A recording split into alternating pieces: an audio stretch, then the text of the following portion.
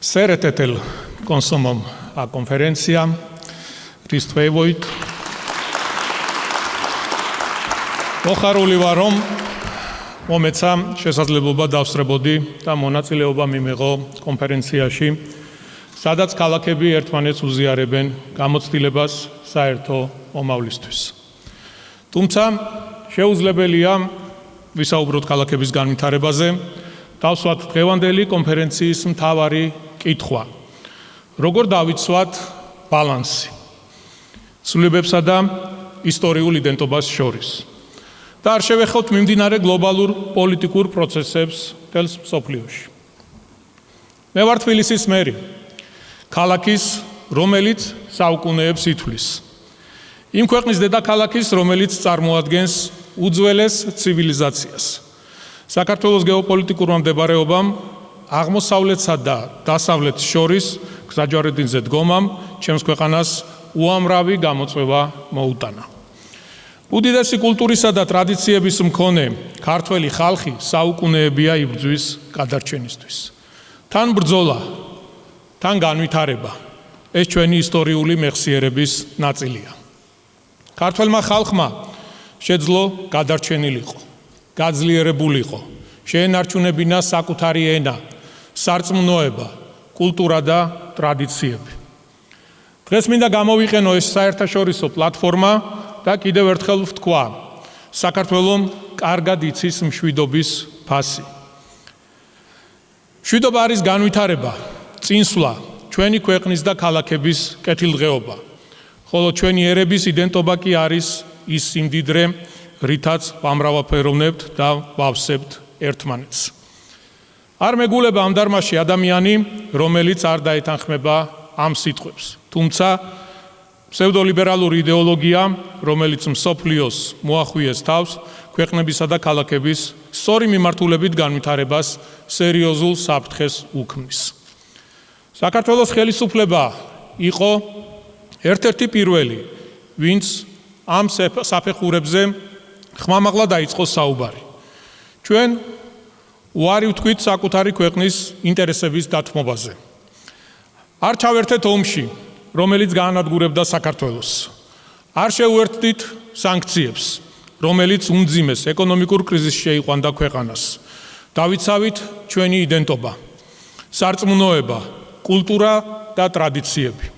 სანაცვლოდ კი მივიღეთ სახელმწიფო გადატრიალების არაერთი მცდელობა, აგენტურის ხელით გაღვივებული რადიკალიზმი ქვეყნის შიგნით, გარემ უქარები ევროინტეგრაციის პროცესის და ვიზა ლიბერალიზაციის შეჩერების შესახებ. შესაბამისად, როდესაც დღევანდელ კონფერენციაზე მიწევს საუბარი თბილისის როგორც ევროპული ქალაქის ხვალინდელ დღეზე, მინდა პირველ რიგში ხაზი გაუსვა იმ ფაქტს, რომ ევროპული ღირებულება არის არა ომი, უსამართლობა და პოლიტიკური შანტაჟი, არამედ ღირსება, სამართლიანობა, კანონის უზენაესობა, საკუთარი და სხვისი კულტურის პატივისცემა, მშვიდობისთვის ბრძოლა და განვითარებისკენ სწრაფვა. სწორედ ასეთ გარემოში უნდა შევქმნათ ჩვენი ქალაქების განვითარების სტრატეგია და ვიზრუნოთ საერთო მომავალზე. მინდა განსაკუთრებული მადლობა გადაუხადო უნგრეთს საქართველოს მხარდაჭერისთვის, განსაკუთრებით ბოლონდროიდელ პროცესებში. მადლობა უნგრეთის პრემიერ-მინისტრს ბატონ ვიქტორ ორბანს სიმართლისთვის, რომელზეც მუდმივად საუბრობს. რაც შეეხება უშუალოდ კონფერენციის თემას, რასაკვირველია ჩემთვის, როგორც თბილისის მერისთვის მნიშვნელოვანია გავიზიარო ევროპული ქალაქების გამოცდილება ურბანული განვითარების კუთხით. როგორ ხდება ბალანსის დაცვა ზრდასა და შენარჩუნებას შორის, სწრაფ განვითარებასა და ისტორიულ მემკვიდრეობის დაცვას შორის, ტრანსპორტის ეფექტურობასა და ადამიანზე მორგებულ გარემოს შორის. თბილისი სწორედ ამ გზაზეა და მსურს გაგიზიაროთ ის მიმართულებები, რომლებიც ბოლო წლებში ჩვენთვის პრიორიტეტად იქცა. მოგეხსენება, თბილისი უძველესი ქალაქია, შესაბამისად ერთ-ერთი მთავარი გამოწვევა ავარიული კორპუსების არსებობა. ჩვენ შევიმუშავეთ და აქტიურად ვახორციელებთ ავარიული მრავალბინიანი სახლების ჩანაცვლების პროგრამას. 2026 წლიდან კი ვიწყებთ ახალ პროგრამას, რომელიც უშუალოდ ისტორიულ არეალებში მდებარე ავარიულ შენობებს შეეხება, რათა არც უსაფრთხოება დაზარალდეს და არც ქალაქის კულტურული ფენები.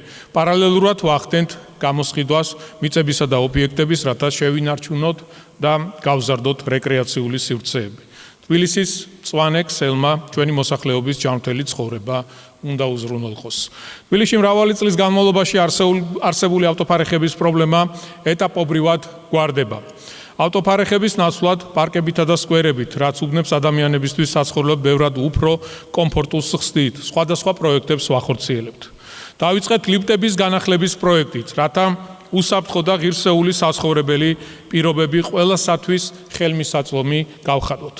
მუნიციპალური ტრანსპორტი, რომელიც თბილისის მთავარი გამოწვევა იყო, დღეს სრულად განახლებულია და ამ მიმართულებით მუდმივად გვაქვს სიახლეები. მომავალ წელს ვამატებთ 200 ახალ ერთეულ ავტობუსს, რაც გადაადგილებას მეტად კომფორტულსა და სანდოს ხდის. მეტროს რაც შეეხება დაწყებულია ისტორიული განახლება. 111 ახალი ვაგონით გაუმჯობესდება უსაფრთხოება, კომფორტი და მოძრაობის ინტერვალები. იგეგმება 2 მეტროს სადგურის მასშტაბური რეაბილიტაცია. მეტროს დაემატება ახალი სადგურები, რაც ცხოვრებას გაამარტივებს 10,000-ობით ადამიანისთვის, რომლებიც საზოგადოებრივ ტრანსპორტს იყენებს. საგზაო ქსელის განვითარების ახალი ეტაპია საზოგადოებრივ ტრანსპორტზე გათვლილი ახალი ხიდი, რომელიც 2 რაიონს უმოკლეს და ყველაზე ეფექტურ კავშირს შექმნის და ერთმანეთთან დააკავშირებს. მოხარული ვარ, რომ მალე თბილისს დაემატება მინიმუმ 3 ახალი საბაგირო ხაზი. ეს პროექტი მნიშვნელოვნად შეამსუბუქებს გადატვირთულ მოძრაობას და ერთმანეთთან დააკავშირებს ისეთ უბნებს, რომლებიც დღეს რთულად მისადგომია. და ბოლოს, ერთ-ერთი ყველაზე მნიშვნელოვანი ნაბიჯი იქნება ტრამვაის დაბრუნება თბილისში. ეს არის არა მხოლოდ ტრანსპორტის ახალი საშუალება, არამედ ქალაქის მომავლის ახალი ფილოსოფია. მდგრადი, მშვიდი, თანამედროვე და ადამიანზე მორგებული ქალაქები სწორედ ასე იქმნება. ძვირფასო მეგობრებო, თბილისი იმავე კითხვებს სვამს, რასაც ბუდაპეშტი. სწორი მიმართულებით მივდივართ, როგორ შევინარჩუნოთ ბალანსი ცვლილებებსა და ისტორიულ მემკვიდრეობას შორის. და ეს არ ეხება მხოლოდ ქალაქებს. დღეს ეს კითხვა პირველ რიგში პოლიტიკურ ჭრილში უნდა დაისვას, რათა ერთად შევძლოთ არა მხოლოდ სწორი პასუხების პოვნა, არამედ ჩვენი იდენტობის დაცვა და შემდგომი განვითარება. ძალიან დიდი მადლობა მოწვევისთვის, მადლობა ყურადღებისთვის და გისურვებთ ნაყოფიერ დისკუსიას.